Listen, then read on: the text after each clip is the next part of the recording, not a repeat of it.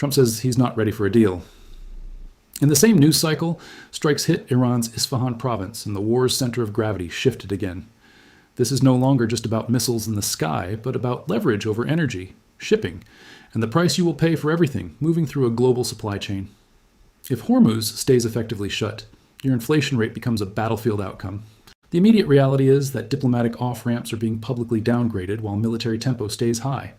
Militarily, the conflict is now operating across multiple layers at once, with long-range strikes inside Iran, missile and drone barrages across the region, and defensive interception campaigns burning through expensive munitions fast. Economically, oil has moved above $100 a barrel, and markets are treating the Strait of Hormuz as an active choke point rather than a theoretical one. Geopolitically, Trump is pressuring Allied naval participation to secure Hormuz, while Iran signals it can prolong disruption and retaliation across the Gulf. The last time the world saw a sustained threat to Hormuz with credible spillover risk, it triggered immediate risk premium pricing in crude and insurance, and that shock spread into consumer costs far outside the Middle East. By the end of this video, you will understand why Isfahan matters, why no deal yet is a strategic signal, and why financial markets are already behaving as if the next phase has begun. Here is what actually led to this moment. Over the last 24 hours, Trump told NBC that Iran wanted a deal, but he was not ready, saying the terms were not good enough yet. That statement landed as strikes and counterstrikes continued across the theater with no clear pause in operational tempo. At the same time, the Strait of Hormuz, normally the artery for roughly a fifth of global oil and liquefied natural gas, has been described as effectively closed for most global shipping since the intensive U.S.-Israeli campaign began. This is the hinge because the war is being fought in two places, on land and inside the global pricing system. Now zoom in on Isfahan, where in the last day, Iranian media reported that at least 15 people were killed when a missile strike hit a factory producing heaters and refrigerators with workers inside when it was struck. Reuters reported the strike was blamed by Iranian media on the American Zionist, Israeli enemy, while the Israeli military did not immediately comment. That detail matters because it shows how the conflict is being messaged domestically, not only as a security campaign, but as an economic survival war, where industrial sites become symbols.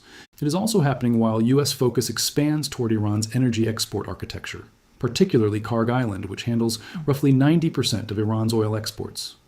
Reuters reports that Trump warned of more strikes on Kharg Island and discussed the island as already totally demolished in parts, while tying the pressure campaign to shipping disruption. So what's the trigger? Because the immediate trigger is not a single strike, but the convergence of three pressure points: military attrition, energy disruption, and diplomatic hardening arriving within the same 24-hour window. But the question few people are asking yet is why so much strategic gravity is now orbiting Hormuz and oil infrastructure, rather than purely battlefield targets if the stated aim is military pressure. Hold that question, because the answer sits in the incentives driving every major actor in this conflict.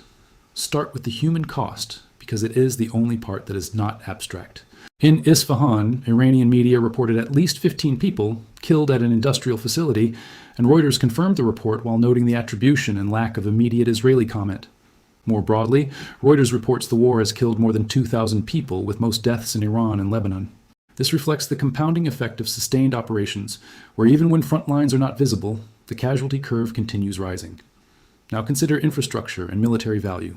Kharg Island is not simply an oil hub, but a strategic node with terminals, storage tanks, and pipeline connections that markets watch with extreme sensitivity, because even partial disruption can shift global balances.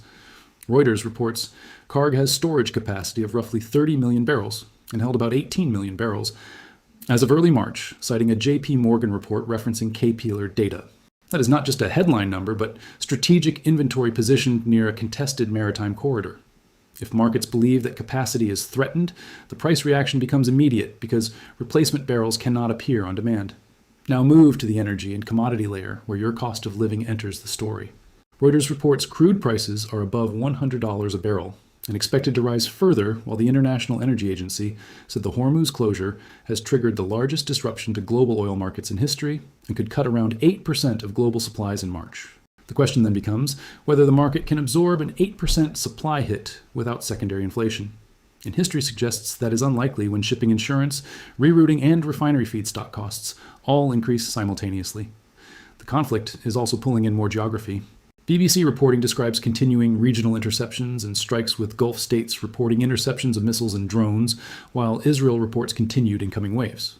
Reuters also reports Trump has urged countries, including Britain, France, Japan, South Korea, and others, to send warships to secure the Strait of Hormuz, framing it as a shared obligation for nations dependent on Gulf oil. This signals to markets that Washington is treating Hormuz not as a background risk, but as an operational requirement. Another detail often missed is that Fujairah in the UAE, a major global ship refueling hub, has resumed oil loading operations according to a Fujairah-based industry source cited by Reuters. That matters because Fujairah sits outside the strait itself, turning it into a pressure release valve when Hormuz is constrained. But the consequences you just heard are only the surface, and what comes next is what financial markets are quietly pricing in right now. Now we return to the earlier question of why the center of gravity is shifting toward Hormuz and energy nodes.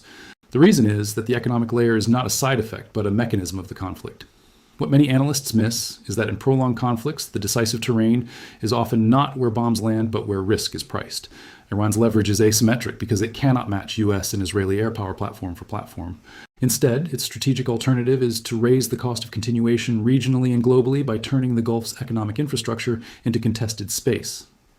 Reuters frames this directly by saying Iran's ability to choke traffic through Hormuz has emerged as a decisive threat to the global economy. This is not rhetoric, but a form of coercive economics. Now map the incentives across the major actors. The United States wants escalation control with credibility while reducing nuclear and ballistic missile threats and avoiding a global inflation spike that becomes domestic political damage. Israel's incentive is to degrade capabilities it sees as existential while maintaining interceptor sustainability and operational tempo, which becomes harder the longer missile exchanges continue. Iran's leadership incentive is regime survival under pressure while preserving enough industrial, energy, and command capacity to keep bargaining power alive. Now add Russia and China, not as narrators, but as gravitational forces influencing the system. Reuters reports that much of Iran's oil goes to China, and Iranian crude accounts for a significant share of China's seaborne imports this year, according to Kepler. That means disruption to Iranian supply also disrupts China's procurement calculations and discount structures that existed before this conflict. The hidden mechanism is therefore transactional because whoever can influence the flow of oil, LNG, and shipping insurance can influence the political patience of distant capitals. This is why Kharg Island and Hormuz are now central to the narrative, since they are the levers translating military action into global economic cost. That context brings us back to Trump's statement that he is not ready for a deal. In a conflict where leverage is measured in barrels, shipping lanes, and coalition naval posture, the phrase, "terms aren't good enough yet," signals that Washington believes time may improve its negotiating position or that it wants additional pressure points before accepting an off-ramp. However, there is risk because every additional day of effective Hormuz disruption forces the International Energy Agency and major consuming states to consider extraordinary responses, such as stock releases, demand management, and emergency naval protection for shipping. That becomes escalation managed through policy decisions rather than missile launches. And Isfahan serves as the reminder that industrial Iran is now part of the bargaining landscape. When factories are hit, the conflict stops being framed purely as military and becomes a narrative of national economic damage and workforce loss, which hardens domestic positions on all sides. The strategic reality is that the next phase of the war is not just more strikes, but a contest over whose economy cracks, first through inflation, energy shortages, and political endurance. From here, analysts generally outline 3 possible scenarios, and none are guaranteed, but all remain plausible. Scenario A is a de-escalation path. This would likely require a credible maritime stabilization mechanism in Hormuz, along with a diplomatic framework both sides can present domestically as acceptable rather than humiliating. The market impact of such a scenario would likely be a compression of the risk premium, bringing crude prices down from crisis levels and easing near-term inflation expectations, although insurance and logistics costs would adjust more slowly. Scenario B is a continued stalemate. In that case, the region would see sustained strikes, periodic disruptions to industry and energy infrastructure, and intermittent shipping closures, keeping oil priced above normal supply-demand fundamentals for weeks. The market impact would be persistent inflation pressure, higher freight and maritime insurance costs, and volatility in equities tied to energy-intensive supply chains. Scenario C is major escalation. This would likely be triggered by a confirmed strike on major energy infrastructure or a collapse in regional interception capacity that causes mass casualty events, forcing broader entry by additional states. The market impact would be a severe inflation shock, sharp global risk-off behavior in financial markets, and accelerated emergency coordination among energy agencies and allied navies. Regardless of which path unfolds, one thing is already certain, which is that the global economy is paying an active Hormuz tax in real time through higher energy prices and elevated risk perception. 3 key facts summarize the current moment. First, Trump's public position is that Iran wants a deal, but Washington is not ready because the terms are still not good enough. Second, strikes in and around Isfahan have produced reported industrial casualties, showing that economic targets and workforce losses are now part of the pressure strategy. Third, the Strait of Hormuz is no longer just a background headline, as the International Energy Agency describes the current disruption as the largest in oil market history, with an estimated 8% supply reduction in March.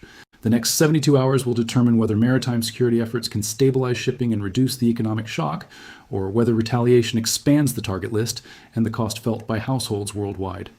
If you want to understand what happens next before it becomes front page certainty, then following this channel will keep you ahead of the story.